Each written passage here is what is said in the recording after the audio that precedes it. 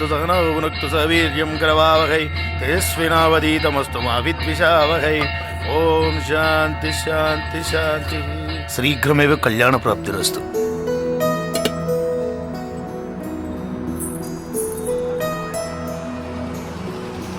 ఏమ్మా, వ్యాపారం బాగా జరుగుతుందా?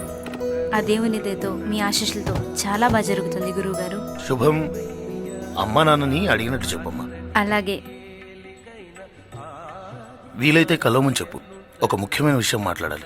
ఏదైనా ముఖ్యమైన విషయం అయితే నాకు చెప్పండి, నేను చెప్తాను. ఏమీ లేదమ్మా, నీకు మంచి సంబంధం చూశాను, ఆ విషయం మాట్లాడదామని. ఓ, చెబుతాను.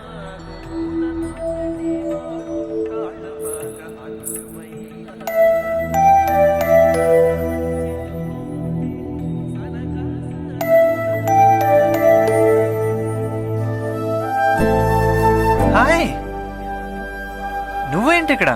తమరేంటి ఇక్కడ కొత్తగా? అంటే ఈరోజు మా మమ్మీ బర్త్డే, పూజ చేపిద్దామని వచ్చాను. ఓ, మీ అమ్మగారికి నా తరపున జన్మదిన శుభాకాంక్షలు. థ్యాంక్స్.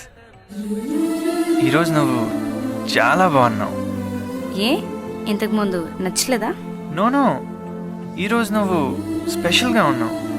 అంటే ఈరోజు నా పుట్టినరోజు కూడా, అందుకే ఇలా. Really? Wow, what a coincidence. Many happy returns of the day. ఏమ్మా, అవునావా? డాడీ, ఈరోజు ఆ అమ్మాయి పుట్టినరోజు. ఓ, హ్యాపీ బర్త్డే అమ్మా. నువ్వు కూడా పడరా? దీర్ఘాయుష్మాన్ భవ.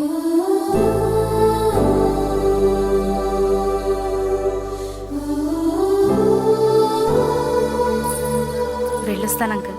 ఓకేనమ్మా.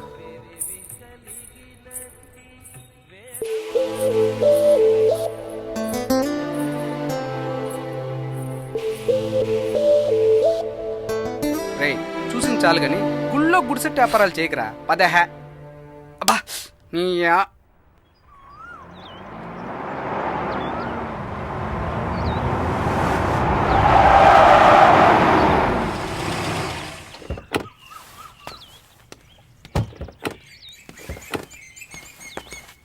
Dad, shall we go out later? Leave me alone sometime. Okay, I can understand. Take rest. రే, అంకుల్కి ఏమైందిరా? మమ్మీ గుర్తొచ్చింది అనుకుంటా. I think is two sentimental. Sentiments గురించి నీలాంటి సన్నాసులకి ఏం అర్థం అవుతుందిరా? అది ఫీలింగ్స్ ఉన్నాళ్ళకే అర్థం అవుతుంది. అవును, నిజమేరా. నువ్వు కూడా ఈ మధ్య బాగా ఫీల్ అవుతున్నట్టున్నావురా. రే, నాకు డౌట్ రా. ఎక్స్పెక్టెడ్. అడుగు. అరకులో మొక్కజొన్న పొత్తులు అమ్ముకోవాలంటే న్యూజిలాండ్లో ఎంఎస్ చేయాలా? అడిగేదేదో స్ట్రైట్గా అడుగు. నువ్వు నన్ను ఊరెప్పుడు వెళ్తున్నావు అన్నప్పుడే అనుకున్నాను నువ్వు ఇక్కడేదో వెలగబెడుతున్నావని. ఆ అమ్మాయేనా నీ డ్రీమ్ గర్ల్? అవును. బాగుందిరా. మీ పేరు నాకు బాగా నచ్చింది. సాయంత్రం దట్టంగా కురుస్తున్న మంచులో బొగ్గుల పొయ్యి మీద మొక్కజొన్న బొత్తులు కాల్చుకుంటూ, ఒకే గొడుగు కింద ఇద్దరు తింటూ, మిగిలినవి అమ్ముకుంటూ శేష జీవితం గడిపేయచ్చురా. ఏంటి వెట్కారమా? కాకపోతే ఏంట్రా రే, ఫ్రెండ్స్ని వాడుకోవాలరా నాలాగా, అంతేగాని ఆడుకోకూడదురా నీలాగా. ఈ చేతులతో ఎన్ని వందల మంది లవర్స్ని విడగొట్టానురా, మీ ఇద్దరిని కలపలేనురా. రే, పాపం రా. ఏంటి కలపడమా? కాదు, విడగొట్టడం. ఆ పాపం ఊరికే పోదు. ఊరికే పోవడం ఏంట్రా, ఊరూరు తిప్పుతుంటే. ఏమైంది? నేను లవ్ చేసింది ఎవరితో లేచిపోయింది. అందుకే ఎవరైనా ప్రేమించుకుంటూ పచ్చగా ఉంటే దాంట్లో నిప్పులు రాజైందే నాకు నిద్ర పట్టదు.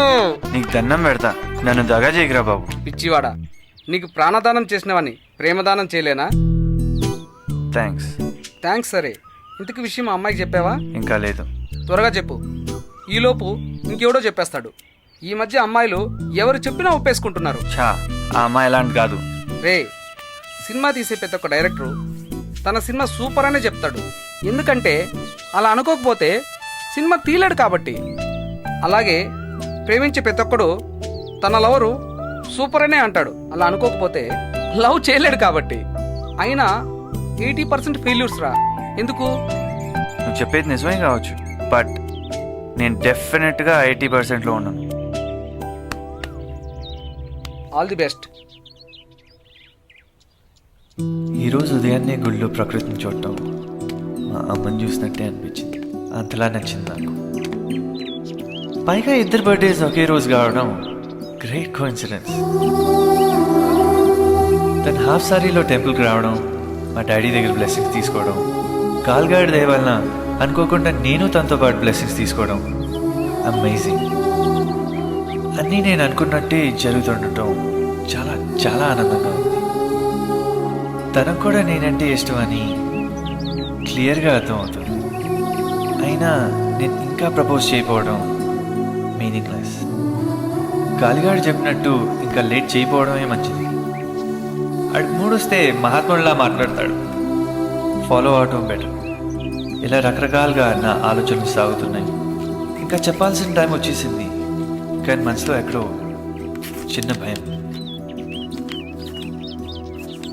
తను కాదంటే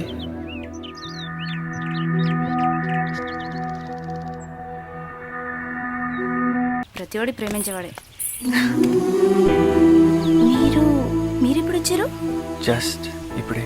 చూసారా సార్, ప్రేమిస్తారు కానీ చెప్పలేరు. అయినా ఒక అమ్మాయికి 10 మంది లైన్ వేస్తుంటే వాళ్ళలో ఎవరు మంచోడో ఎలా తెలుస్తుంది? చెప్తే కదా